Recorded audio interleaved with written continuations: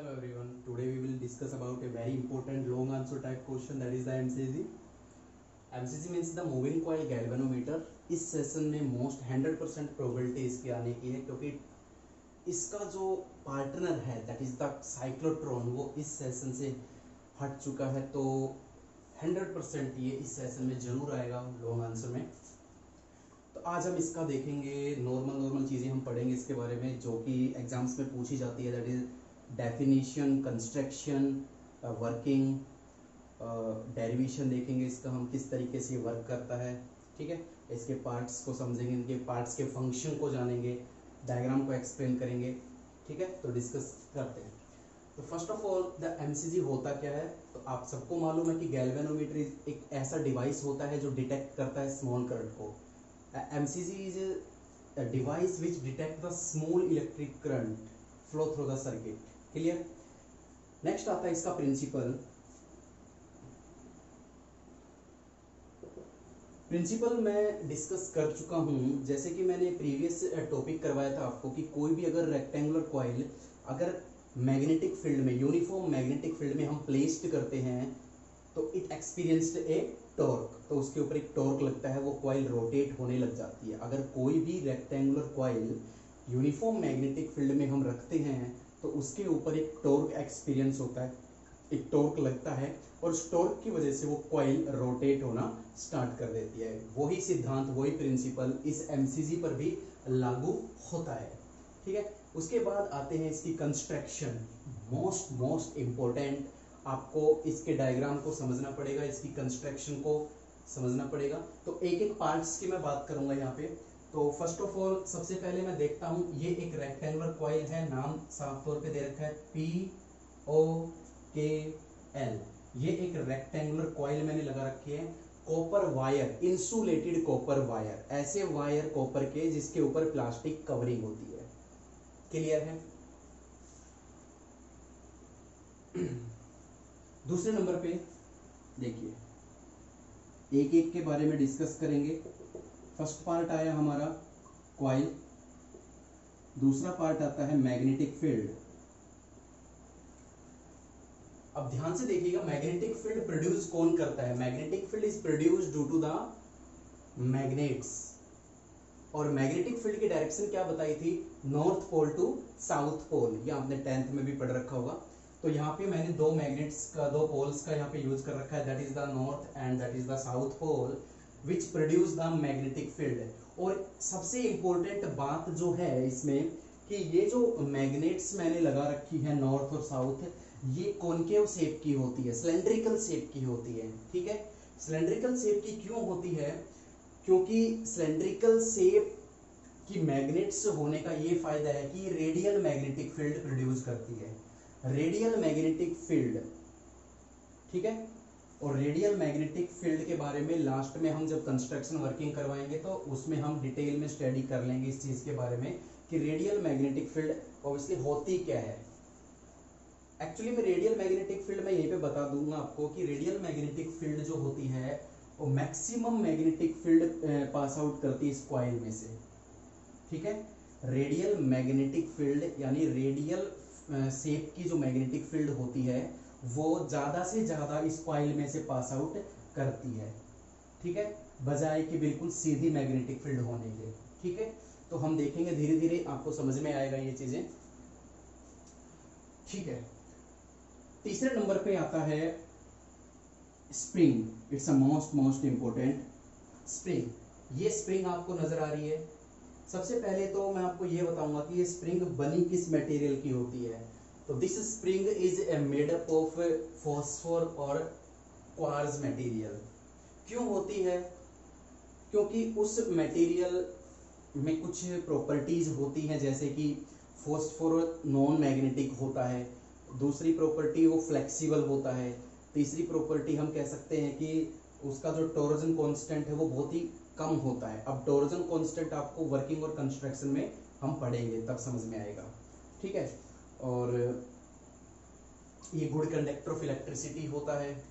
ठीक है, फ्लेक्सिबल होता है, तो बहुत सारे इसके गुण होते हैं। इस वजह से हम इस स्प्रिंग का जो मटेरियल होता है वो किसका बना होता है, दैट इज द फॉस्फोर और क्वार्ट्ज मटेरियल का बना होता है। ठीक है, चलिए।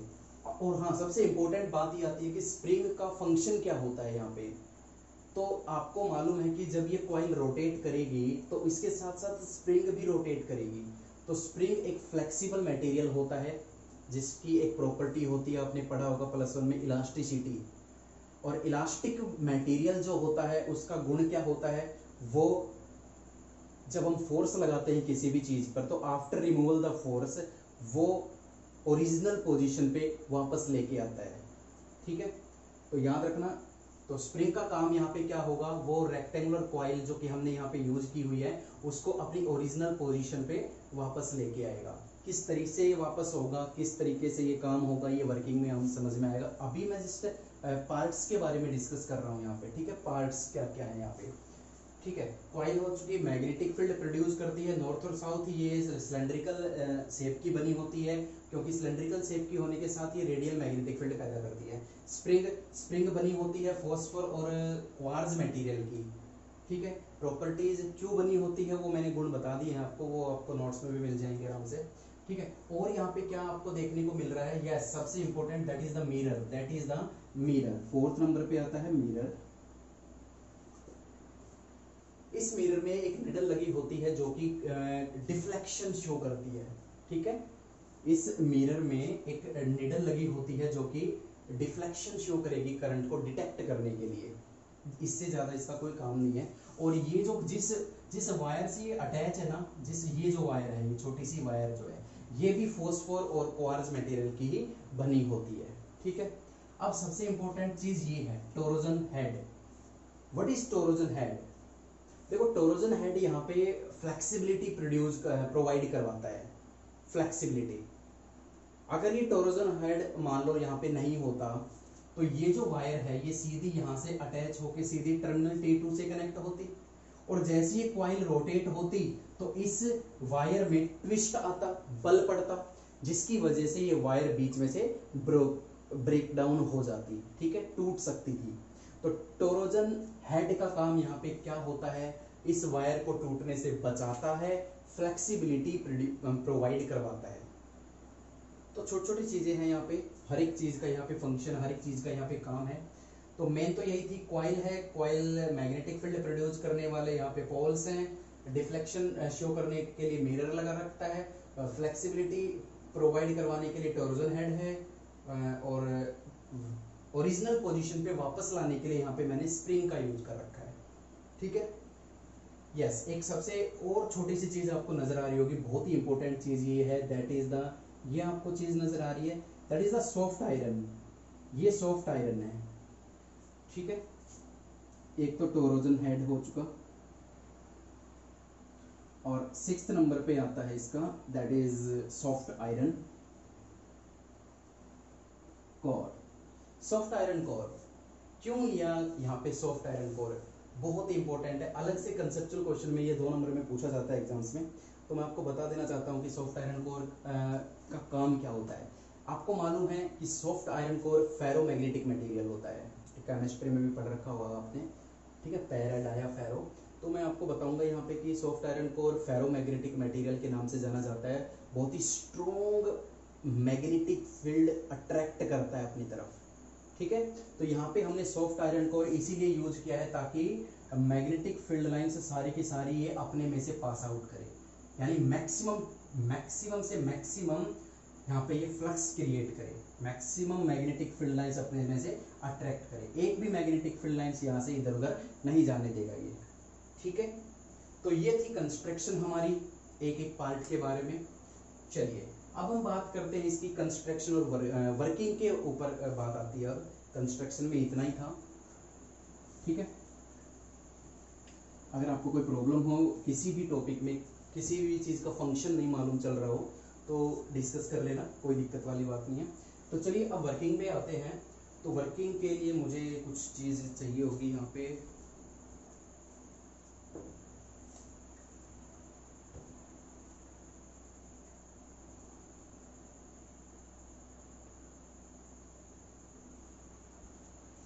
देखिए मैंने यहाँ पे एक कॉइल ली है, इस तरीके की ही कॉइल है ये, रेक्टेंगुलर कॉइल। आपको ये टर्मिनल्स नजर आ रहे हैं, T1 और T2 टर्मिनल्स, ठीक है।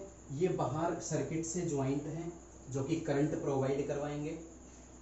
तो पीछे हमने जो प्रीवियस टॉपिक हमने पढ़ा था, तो ध्यान से देखिएगा कि जब करंट इसमें से जाएगा, यहाँ पर यूनिफॉर्म मैग्नेटिक फील्ड प्रोड्यूस हो रही है नॉर्थ टू साउथ डायरेक्शन में, उसके बीच में मैंने ये कॉइल रखी हुई है। जैसे ही करंट इसमें से प्रोड्यूस होगा, इसके ऊपर एक टॉर्क अप्लाई होगा करंट की वजह से इस पर एक टॉर्क अप्लाई होगा और ये रोटेट करने लग जाएगा। जैसे जैसे ये रोटेट करेगा, ध्यान से सुनिएगा, जैसे जैसे ये रोटेट करेगा, नीचे इसके साथ एक स्प्रिंग अटैच है, वो भी इसके साथ साथ रोटेट होगी। क्लियर हो रही है ये बात? क्योंकि कॉइल के साथ, इस कॉइल के साथ ही ये स्प्रिंग अटैच है नीचे।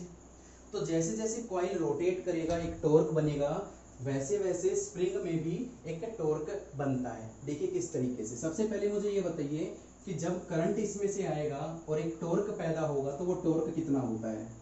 That is NIBA sine theta. ये हम कर चुके हैं पीछे।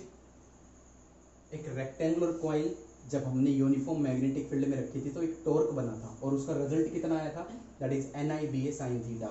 इसको आप ऐसे भी लिख सकते हो, दैट इज NI और A, that is MB sine theta. इस तरीके से भी लिख सकते हो, लेकिन रिजल्ट यही यूज करेंगे, यही आगे हमारा यूज, ठीक है। चलिए अब आगे की तरफ देखते हैं कि जैसे जैसे सर हमारी कॉइल घूमेगी, जैसे जैसे हमारी कॉइल घूमेगी, किसकी वजह से, कौन सा टॉर्क आया इसके अंदर? ये टॉर्क आया NIBA साइन थीटा। और ये किसकी वजह से आया? करंट की वजह से आया, क्योंकि इसके बारे में हम डिस्कस कर चुके हैं प्रीवियस वीडियो में, ठीक है। अब हम बात करेंगे कि जैसे जैसे ये कॉइल घूमेगी, स्प्रिंग घूमेगा, और स्प्रिंग एक इलास्टिक मटेरियल है, ठीक है। तो उसके अंदर भी एक टॉर्क पैदा होगा और उस टॉर्क का नाम आपने पढ़ा होगा +1 में, that is restoring torque. Restoring force का नाम आपने सुना होगा, लेकिन यहाँ पे रोटेशन का केस है, तो फोर्स किस में चेंज हो गया? टॉर्क में चेंज हो गया। क्लियर है? तो ये सारी बातें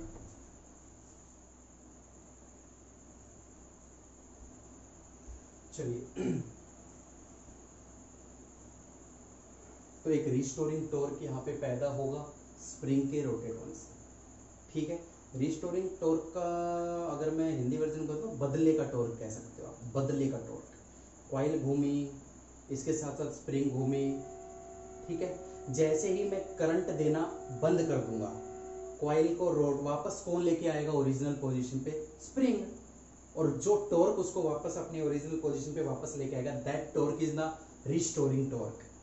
अब थोड़ा सा रिस्टोरिंग टॉर्क के बारे में हम पढ़ने जा रहे हैं। यहाँ पे एक वर्ड आता है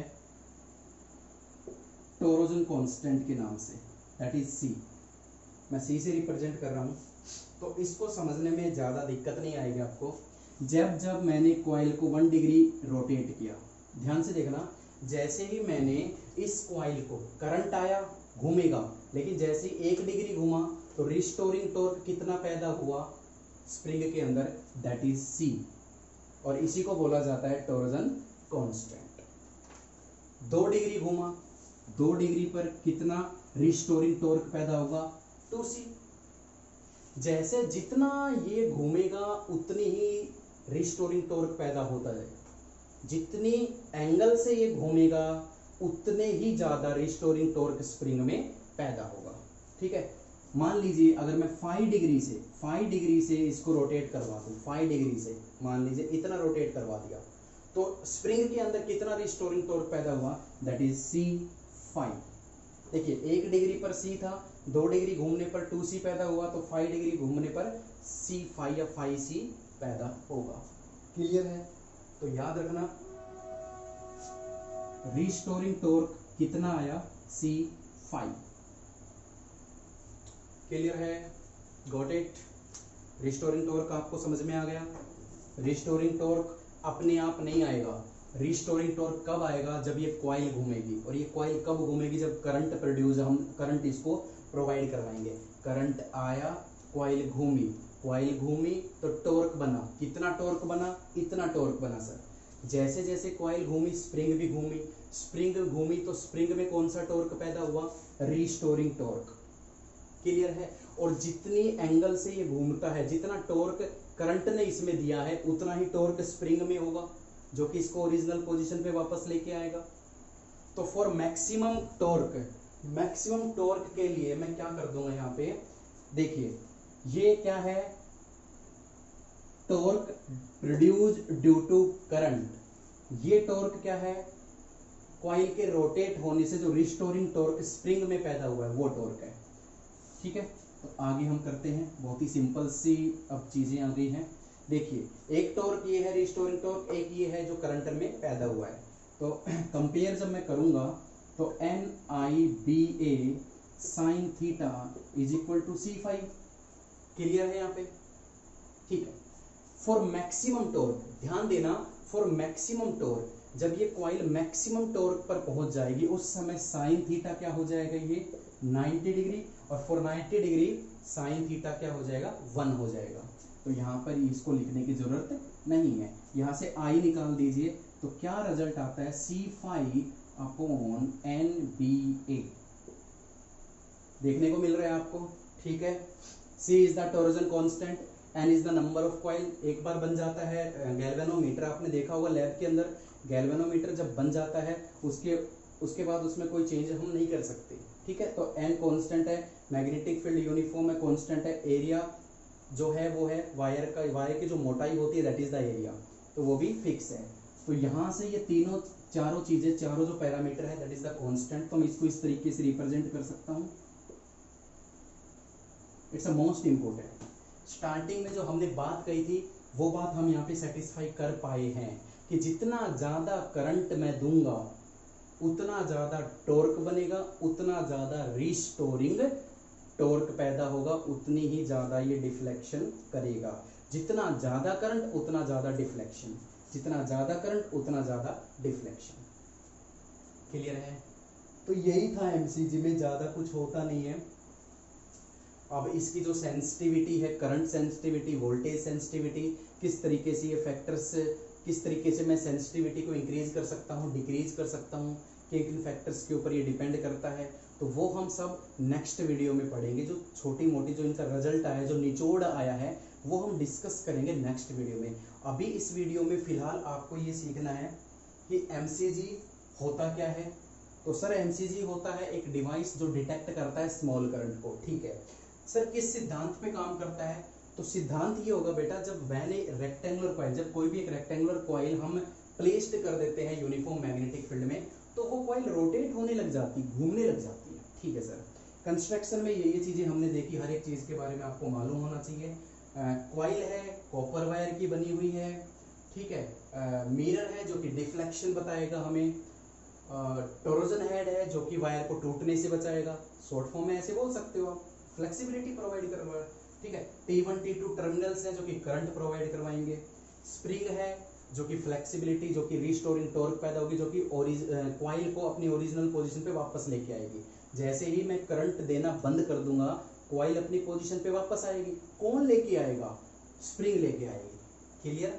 और सबसे इंपॉर्टेंट बात ये थी कि ये जो कॉइल है ना, ये जो स्प्रिंग है और ये जो वायर है, that is made up of forceful और quartz material, because these material have कह सकते हो कि वेरी लो टोरोजन कांस्टेंट, बहुत ही कम टोरोजन कांस्टेंट होता है। फ्लेक्सिबिलिटी काफ़ी अच्छी होती है इनकी, और मैं कह सकता हूँ कि नॉन मैग्नेटिक मटेरियल होते हैं, मैग्नेटिक फील्ड का कोई इफेक्ट नहीं पड़ता। और हम कह सकते हैं कि ये गुड कंडक्टर ऑफ इलेक्ट्रिसिटी होते हैं।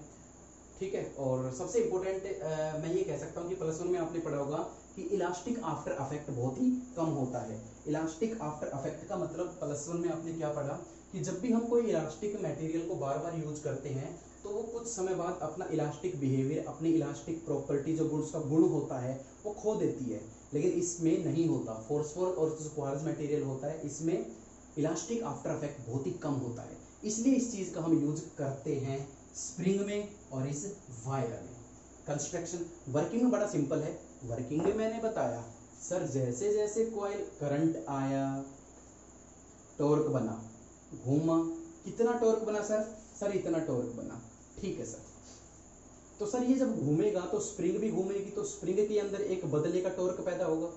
कितना होगा सर? सर इतना होगा।